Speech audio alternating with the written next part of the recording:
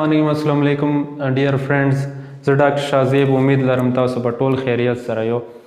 اکثر زه ګوره چې ما ته کلینیک ته بله ورځ یو ماشوم راغلی ویله چې ما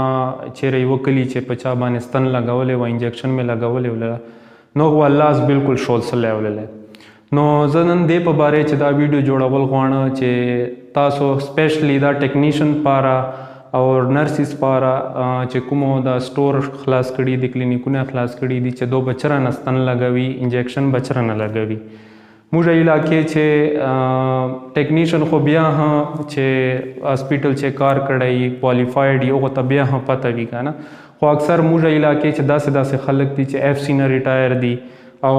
ټیچران هم ریټایر دي او خپلو په کلو چې کلینیکونه کولاو کړي دي او خلکو ته ستنې ورلګوي او دویانې ورخکوي. دویانې خو چلو ورکې بیا هم دومره نقصان نه کوي که نه خو چې کومه انجکشن دو لګوي دلته کومه انجکشن ولګوي نو دلته یو رګ پروت ده چې هغه رګ دو ډیمیج کی نو دا تاسو ول لاس په همیشه دپاره شولي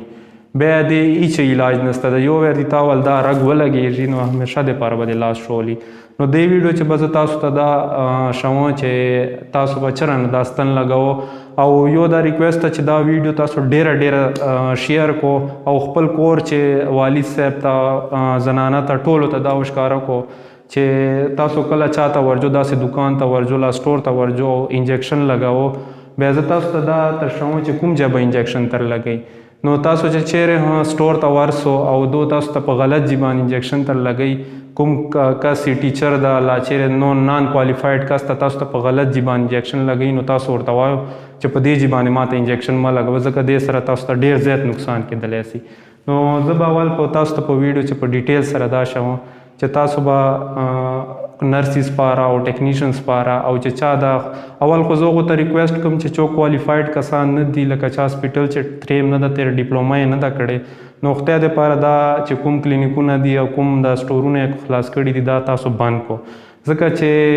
انسان والا زندگی ډېره زیاته قیمتي ده. ما د ډېر زیات تقریبا 2-3 بچیان خو ما ته راغلي دي چې دلته ستن ور لګولي د لاس یې ټول عمر پاره شول سلی بیا دې نه بعد دا لاس بیا بالکل نشي کېدلی. نو زه تاسو دا طریقه شوم تاسو دا وګورو او شیر یې کو ټولو خلکو سره شیر کو خپل کور والو ته وښکاره کو خپل بچیانو ته وښکاره کو خپل مور او پلار ته وښکاره کو چې دو چیرې جي او دا انجکشن لګوي نو ښکاس ته دی وایي چې ما ته دلته انجکشن لګوه چې غلط یې نه ور ولګوي. نو زه دا د پیشنټ باندې دا تاسو ته شوم چې انجکشن به چیرته لګېږي.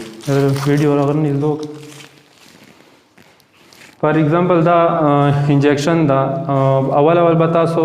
لاس داسې کو پیشنټ وال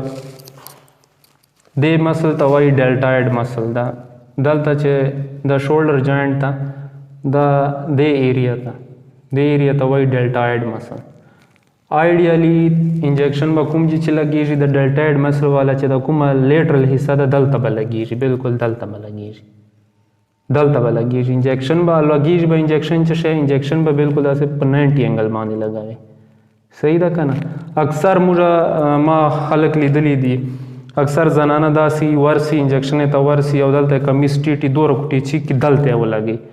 نو دلته که چا انجکشن ولګولله دلته یو رګ پروت ته هغه که یو ورتي ډیمیج سللی نو تاسو لاس په بالکل داسې شول به سي ټول عمر پاره به شول سي. نو زه تاسو ته دا طریقه شوم چې انجکشن چوک لګو اول داسې کمیز په ټول داسې ورته چیک کو بیا به لاس داسې کو دا چې دا کومه غوښه ده کومه دا ډیلټاید مسل ده دا دلته روزي بیا به ډیلټاید مسل چې په لیټرل دا داسې به ډیوایډ کو دا داسې یو ټرایینګل به جوړ کو دا ډیلټاید مسل دا داسې یو ټرایینګل چې او دا په لیټل سایډ باندې دلته بیا دا په غوښې چې خیر ده که دلته مو ولګو بیا چې نه خو دغې غوښې چې بیا لګو لاندې بیا نه لګو او زنانه ته په کار ده چې کله انجکشن یې ته جي نو دا لستوڼی چې د کوم کپړې اغوستي دا چې سترې وي چې دا لستوڼی چې ګېږي نو دلته به انجکشن لګو. صحیح. نو تاسو ته دا ریکویسټ ده چې دا ویډیو تاسو شیر کو انشاءالله دې سره به تاسو ته ډېره فایده وسي او ما پیج لایک کو. تھینکس. الله حافظ.